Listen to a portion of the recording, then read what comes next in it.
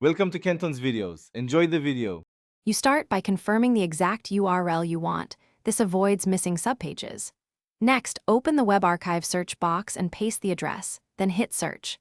Once results appear, scan the timeline and calendar visualization to see available snapshots.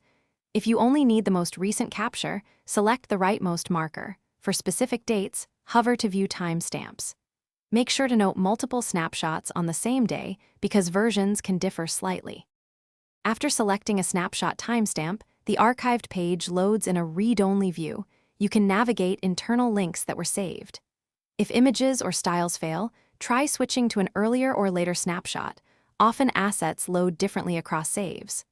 Once done, use the calendar to jump between captures for comparison, making note of content changes. Also, remember that dynamic elements might not function, so inspect static text and downloads when verifying content. To preserve a current page, you save page now and wait for the capture confirmation. This creates a new snapshot you can reference. Once archived, copy the snapshot URL for citation or download a PDF for records. Screenshots work too. If a requested snapshot fails to load, retry after a short interval because rate limits or temporary errors happen. If problems persist, try another archive service or capture the page manually and then upload if the archive accepts user submissions.